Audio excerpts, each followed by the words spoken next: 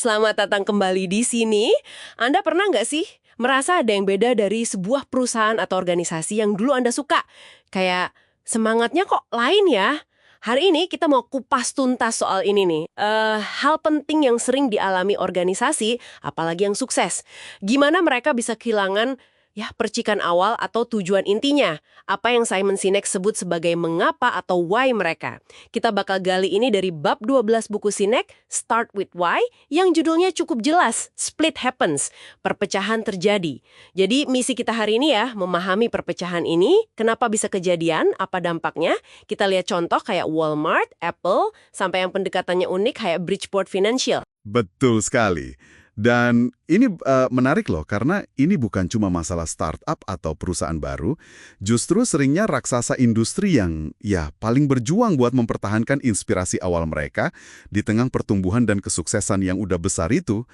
Ini soal tarik-menarik terus-menerus antara semangat, passion, sama kebutuhan akan struktur yang harus solid. Ada titik kritisnya di mana misi itu bisa mulai terasa pudar. Nah, itu poin penting. Raksasa pun bisa goyah ya ternyata. Oke, coba kita lihat lebih dalam. Gimana sih Sinek menjelaskan perpecahan ini bisa terjadi? Dia bilang kan, awalnya itu semua karena semangat mengapa yang kuat yang bikin orang-orang pertama mau gabung. Tapi semangat doang nggak cukup buat jangka panjang. Perlu ada struktur, cara kerja, bagaimananya gitu. Kita ingatkan .com boom dulu. Banyak ide, semangat membara, tapi ya strukturnya seringkali rapuh. Akhirnya banyak yang rontok. Atau contoh dari Gathering of Titans yang Sinek cerita itu. Pengusaha sukses banget secara materi, apa atau what-nya tercapai lah. Tapi kok rasanya hampa, karena udah kehilangan hubungan sama mengapa mereka mulai bisnis itu. Fokusnya udah geser. Tetap. Perpecahan atau the split itu, yaitu momennya. Saat kejernihan mengapa mulai terkikis seiring organisasi makin gede. Pengaruh langsung pendiri atau visi awal mulai kurang terasa, sistem atau bagaimana, dan hasil yang kelihatan apa, itu otomatis jadi lebih dominan. Kenapa? Ya karena lebih gampang diatur, lebih gampang dilaporkan. Sinek pakai analogi megafon itu bagus banget. Perusahaan makin besar, suaranya makin keras, jangkauannya makin luas. Tapi pesannya, mengapanya itu? Bisa jadi malah makin kabur, nggak jelas. Kalau digambar di diagramnya, lingkaran mengapa itu mulai menjauh dari lingkaran bagaimana dan apa. Nggak sinkron lagi gitu. Oke, terus apa dong dampaknya kalau mengapa ini mulai pudar? Ini nih yang sering kita rasain mungkin ya. Inspirasi mulai hilang. Kerja yang tadinya kayak panggilan jiwa, jadi cuma kerjaan. Motivasi dari dalam diri pelan-pelan diganti sama iming-iming atau malah ancaman. Bonus, promosi, target ketat, takut dihukum. Contohnya kayak AOL. Dulu kan inspiratif banget pionir. Terus kayak kehilangan arah gitu, mengapanya nggak jelas lagi. Bahkan Microsoft setelah era Gates atau Apple pas Steve Jobs pergi pertama kali, itu juga kayaknya ngalamin kekaburan visi ini kan. Tapi mungkin contoh paling jelas ya Walmart setelah Sam Walton meninggal. Mengapa awal soal melayani orang, melayani komunitas, itu gesernya drastis banget. Jadi apa? Jadi bagaimana? Harga semurah mungkin. Titik. Walaupun secara duit mereka terus cetak rekor, apanya tercapai banget. Perusahaannya hilang. Dan ini relevan banget buat Anda. Coba deh pikirin, pernah nggak sih Anda berinteraksi sama satu merek atau perusahaan langganan, terus kok rasanya ada yang hilang? Mungkin pelayanannya jadi lebih dingin, kaku, fokusnya cuma jual beli aja. Nggak ada lagi rasa hubungannya. Nah, waktu perusahaan kehilangan mengapanya, pelanggan sama karyawan itu yang paling pertama ngerasain. Kepercayaan terkikis, loyalitas luntur, nilai hubungan jadi cuma soal harga, soal fitur, udah nggak ada ikatan emosi yang kuat lagi. Nah ini jadi tantangan gede kan? Gimana caranya mempertahankan mengapa itu di tengah tekanan buat tumbuh, buat capai target jangka pendek? Di sini ada contoh menarik dari Christina Harbridge di Bridgeport Financial. Bayangin ini agen penagihan utang loh. Industri yang biasanya gitu deh, identik sama tekanan, intimidasi. Tapi mengapa si Harbridge ini adalah membangun perusahaannya berdasarkan rasa hormat? Yang keren banget itu cara dia ngukurnya. Bukan cuma dari berapa banyak utang yang ketagih, tapi dari berapa kali agennya bilang terima kasih ke orang yang punya utang pas ngobrol. Gila kan? Ini cara cerdas banget bikin mengapa yang abstrak jadi bisa diukur.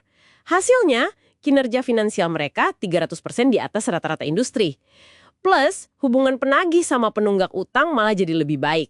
Ini bukti kalau nilai inti itu bisa kok diukur dan langsung ngaruh ke hasil. Iya, ada lagi contoh kayak Dwayne Honore dari Honore Construction. Mengapa bisnisnya dia itu soal menciptakan keseimbangan hidup kerja yang sehat buat timnya. Gimana ngukurnya? Pakai aturan wajib pulang tepat waktu? Nggak ada tuh budaya lembur gila-gilaan. Hasilnya, produktivitas malah naik, terus karyawan yang keluar masuk turun drastis. Ini menegaskan prinsip penting banget, apa yang Anda ukur, ya itu yang bakal jadi fokus dan dikerjakan. Kalau cuma ngukur duit, ngukur target angka doang, itu apa? Ya Anda bakal kehilangan fokus sama nilai yang sebenarnya. Persepsi nilai, baik buat karyawan atau pelanggan, itu akarnya kuat di kejelasan mengapa. Ini nunjukin banget betapa krusialnya peran pemimpin ya. Apalagi pas ganti pemimpin, pas suksesi. Kita bisa lihat bedanya jelas banget. Suksesi yang kurang berhasil seringnya ditandai mengapa awal itu hilang. Kayak yang dikhawatirin di Microsoft pasca Gates atau Apple pas Jobs pergi dulu. Bandingin sama yang mulus kayak di Southwest Airlines. Penerusnya Herb Kelleher itu benar-benar ngewujudin dan ngejalanin semangat pendirinya. Atau di Costco deh, Jim Sinegal itu konsisten banget mastiin mengapa perusahaan kasih nilai terbaik buat anggota sama karyawan tetap jadi panduan utama, meskipun ditekan pasar modal terus.